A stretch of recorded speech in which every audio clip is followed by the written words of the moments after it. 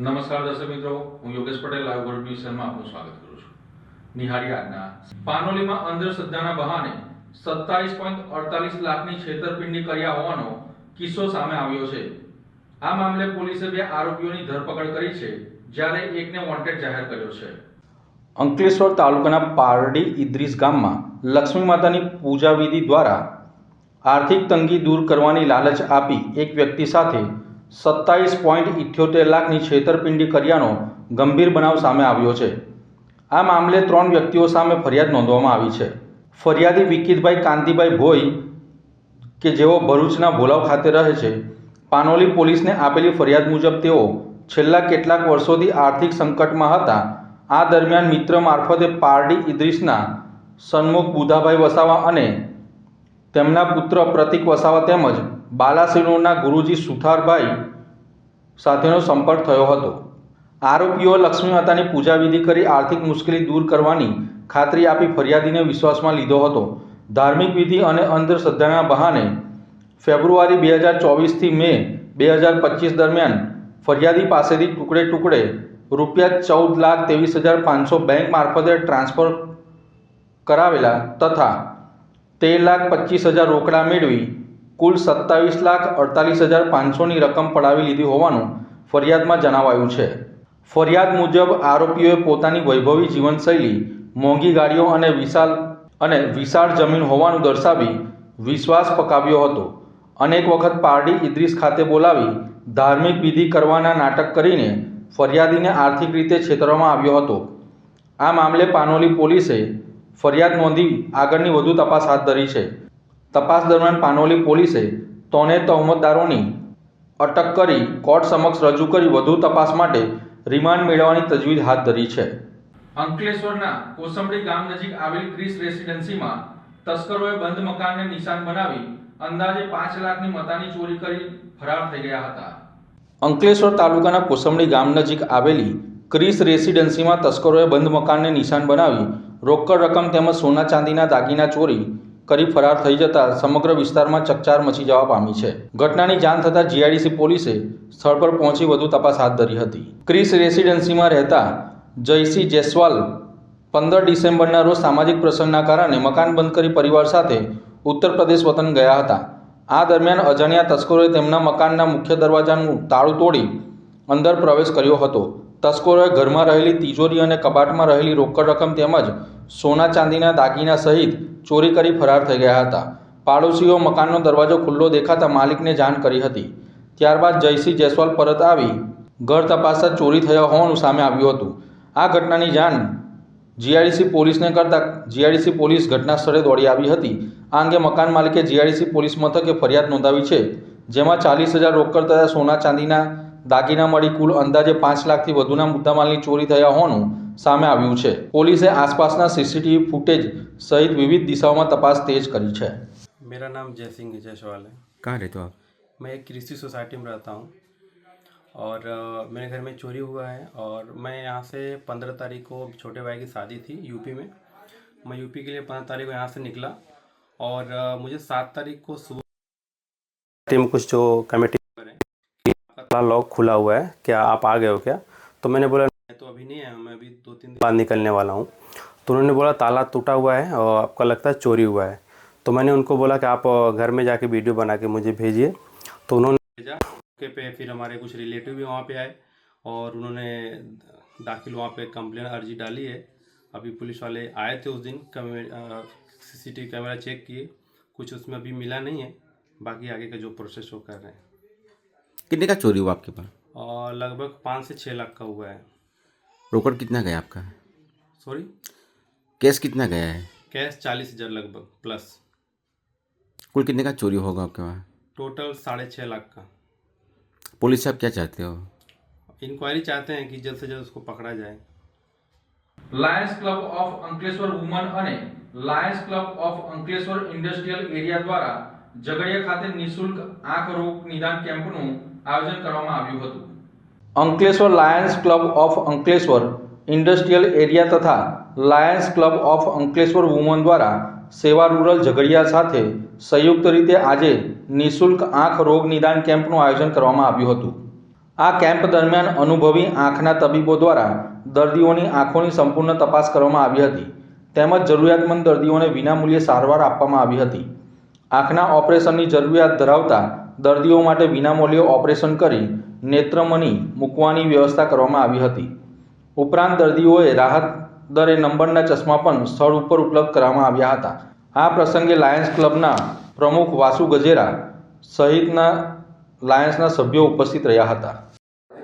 Lions Club of Ankleshwar industrial area and human દ્વારા તથા સેવા રૂરલ હોસ્પિટલ ઝઘડિયાના સંપૂર્ણ સહયોગથી આજે નિઃશુલ્ક નેત્ર નિદાન કેમ્પનું આયોજન કરવામાં આવ્યું છે, જેમાં નિષ્ણાત ડૉક્ટરો દ્વારા ઘનિષ્ઠ તપાસ કરી મોતિયાબિંદી તથા ઝામર તથા વેલના ઓપરેશન તદ્દન મફત કરી આપવામાં આવશે તથા જરૂરિયાત પ્રમાણે રાહત દરે ચશ્માનું વિતરણ પણ કરવામાં આવશે. અને આંખ એ આપણા જીવનનું અમૂલ્ય અંગ છે, જેમને આપણે જાળવણી કરવી જોઈએ. જેના અનુસંધાને Lions Club of Ankleshwar industrial area and હુમને આ કેમ્પનું આયોજન કર્યું છે અને આવા સતત અમે પ્રયાસ કરતા રહીશું અને જેમાં મોટી સંખ્યામાં દર્દીઓએ લાભ લીધો છે, તેમનો અમને ખુશી છે. જય હિન્દ, જય લાયન. અંકલેશ્વરમાં ગૌવંશના કટિંગનો પર્દાફાશ થયો છે. પોલીસે 130 કિલો શંકાસ્પદ ગૌમાંસ સાથે 3 આરોપીઓની ધરપકડ કરી છે, જ્યારે મુખ્ય આરોપીને વોન્ટેડ જાહેર કરવામાં આવ્યો છે. અંકલેશ્વર શહેરના કાગદીવાડી વિસ્તારમાં પોલીસે ગૌવંશના ગેરકાયદેસર કટિંગનો પર્દાફાશ કરી 3 ઈસમોને ઝડપી પાડ્યા છે, જ્યારે મુખ્ય આરોપી ઘટના સ્થળેથી ફરાર થયો હોવાનું જાણવા મળી રહ્યું છે. પોલીસને મળેલી બાતમીના આધારે અંકલેશ્વર શહેર એ ડિવિઝન પોલીસે દુધિયાપીર દરગાહ સામે આવેલ એક રહેણાંક મકાનમાં રેડ કરી હતી. રેડ દરમિયાન મકાનના પ્રથમ રૂમમાં 3 ઈસમો શંકાસ્પદ ગૌમાંસનું કટિંગ કરતા ઝડપાયા હતા.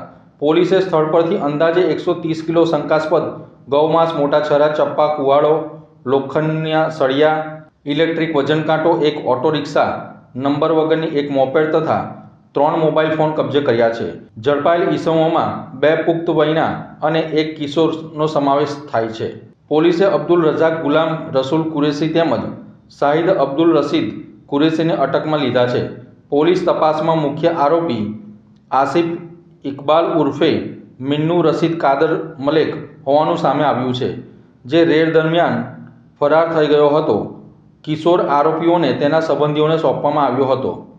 ઘટનાની ગંભીરતાને ધ્યાને લઈ પોલીસે સ્થળ પર FSLના અધિકારી અને વેટરનિટી ડૉક્ટરને બોલાવી સેમ્પલ લેવડાવવામાં આવ્યા હતા. FSLના રિપોર્ટ આવ્યા બાદ જરૂરી કાર્યવાહી હાથ ધરવામાં આવશે. આ મામલે કાયદેસર ગુનો નોંધવાની તેમજ ફરાર આરોપીઓની ધરપકડ કરવાની કાર્યવાહી હાલ ચાલુ છે. ભરૂચ જિલ્લા જેલ ખાતે પ્રયાસ સંસ્થા દ્વારા ડાયાબિટીસ અવેરનેસનો કાર્યક્રમ યોજવામાં આવ્યો હતો. આજરોજ જેલ અધિક્ષક NP રાઠોડના માર્ગદર્શન હેઠળ પ્રયાસ સંસ્થા ભરૂચના માધ્યમથી ડાયાબિટીસના નિષ્ણાત ડૉક્ટર રોહન પટેલ દ્વારા ડાયાબિટીસ અવેરનેસ પ્રોગ્રામનું આયોજન કરવામાં આવ્યું હતું. આ પ્રસંગે જેલના તમામ બંદીવાનોને ડાયાબિટીસ વિશે માહિતી આપી ડાયાબિટીસના લક્ષણો તેમજ તેની સારવાર અને તકેદારી રાખવાની બાબતની વિસ્તૃત માહિતી પૂરી પાડવામાં આવેલ. આ કાર્યક્રમના અંતે પ્રયાસ સંસ્થાના સભ્યશ્રી આશીષભાઈ બારોટ તથા અનિલભાઈ વસાવનાઓએ બંદીવાનો વતી ઉપસ્થિત ડાયાબિટીસ નિષ્ણાત ડૉક્ટર રોહન પટેલનાઓનો આભાર પણ વ્યક્ત કરેલ હતો. અંકલેશ્વરમાં ઉત્તરાયણના તહેવાર પૂર્વે સાસુ અને વહુ દ્વારા બનાવવામાં આવતી પતંગોની બોલબાલા જોવા મળી રહી છે. અંકલેશ્વરમાં ઉત્તરાયણના મહિના પૂર્વે પતંગ ઉત્પાદન કરતા નસીમબાનુ રંગરેજ અંકલેશ્વર વિસ્તારમાં માત્ર નસીમબાનુ રંગરેજ પતંગોનું નિર્માણ કરે છે. આજુબાજુના ગામડાઓમાં પતંગના વેપારીઓ નસીમબાનુને ત્યાં હોલસેલના ભાવે જથ્થાબંધ પતંગો ખરીદવા આવે છે. ચાલુ સાલે ઓપરેશન સિંદૂર તેમજ નરેન્દ્ર મોદીના થીમવાળા પતંગોની ડિમાન્ડ જોવા મળી છે. નસીમા બાનુ રોજના 200થી વધુ જુદા જુદા પ્રકારના ચિત્રોવાળા પતંગોનું ઉત્પાદન કરે છે. પિરામન નાકા પર પતંગવાલા ચાચી તરીકે જાણીતા નસીમ બાનુ રંગરેજ દ્વારા પેઢી દર પેઢી ચાલતી આવતા પતંગના વ્યવસાયને અપનાવી પતંગ બનાવટમાં ઝુકાવ્યું છે. તેમની આ કારીગરીમાં હવે તેમના પુત્રવધુ પણ જોડાયા છે. બજારમાંથી કાગળ, કામડી, ગમ લઈને તેમના વડે 200 રૂપિયાથી લઈને 1200 રૂપિયા સુધીના પંજાના પતંગનું નિર્માણ કરે છે. અંકલેશ્વરમાં પતંગ બનાવટના ઉદ્યોગમાં સાસુ વહુની બોલબાલા જોવા મળી રહી છે. વર્ષોથી ઉત્તરાયણના મહિનાઓ પૂર્વે પતંગ ઉત્પાદન કરતા સાસુમાં નસીમબાનુ રંગરેજ તેમજ મદદરૂપ થવા વહુ પણ આગળ આવી હતી. રોજના 200થી વધુ પતંગનું ઉત્પાદન કરે છે. 200 રૂપિયાથી લઈને 1200 રૂપિયા સુધીના પતંગના પણ નિર્માણ કરવામાં આવે છે. એક સમયે ભરૂચ જિલ્લાના પતંગની બોલબાલા સમગ્ર ગુજરાતમાં જોવા મળતી હતી. સમયાંતરે પતંગ બનાવતા કારીગરો જૂજ રહ્યા છે અને નવી પેઢીને પતંગ બનાવવાના કારીગરીમાં રસ રહ્યો નથી. ત્યારે અંકલેશ્વર તાલુકાના વિસ્તારમાં એકમાત્ર વૃદ્ધ મહિલા વર્ષોથી અવનવા પતંગ અલગ અલગ ડિઝાઇનમાં અને નાના કદથી લઈને મોટા વિશાળ કદ સુધીના પતંગોનું નિર્માણ કરી રહ્યા છે. સાસુમાની મદદે આવેલ પુત્રવધુ સાથે રોજના 200થી વધુ પતંગનું ઉત્પાદન કરી રહ્યા છે. ચાલુ વર્ષે રો મટીરિયલ મોંઘું હોવાથી પતંગની કિંમત મોંઘી થઈ છે. ત્યારે પતંગના જે નિયત એક કમાનના પતંગ હોય છે એ સિવાય 3થી 4 કમાનના અલગ અલગ ડિઝાઇનના પણ પતંગ બનાવી રહ્યા છે. ત્યારે વિસરાતી જતી પતંગ નિર્માણની કામગીરી આગળની પેઢી સુધી પહોંચે તેવો આશાવાદ વ્યક્ત કર્યો હતો. તો તેમને ત્યાં વર્ષોથી પતંગ ખરીદી કરવા આવતા હાંસોટના ગ્રાહક શકીલ અહેમદ ગામતે જણાવ્યું હતું કે વર્ષોથી તેમના ત્યાંથી પતંગ ખરીદી કરી રહ્યા છે. અત્રે ઉલ્લેખનીય છે કે મહિલા સશક્તિકરણ અને આત્મનિર્ભરતા મેળવે તે માટે સરકાર દ્વારા અનેક પહેલ કરવામાં આવી રહી છે. આ વચ્ચે પેઢી દર પેઢી પતંગ ગૃહ ઉદ્યોગ અપનાવી નસીમબાનું રંગરેજ આત્મનિર્ભરતા સાથે મહિલા સશક્તિકરણનું એક ઉદાહરણ બન્યા છે. મારું નામ કીર્તિ ભાનુશાલી છે.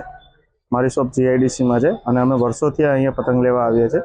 એમનું ઘરનું ખુદનું કારખાનું છે એટલે અમને વ્યાજબી ભાવે પતંગ મળે છે અને અમે પતંગ લઈને જીઆઈડીસી વાળા એરિયામાં વેચીએ છીએ. અને આજુબાજુના ગામડાવાળા વિસ્તારવાળા ભડકોદરા કાપોદરાવાળા પણ અમારી પાસે પતંગ લેવા માટે આવે છે. મારું નામ નસીમબાનુ ઉસ્માન ગની રંગરેજ છે. હું અંકલેશ્વર ગામમાં રહું છું.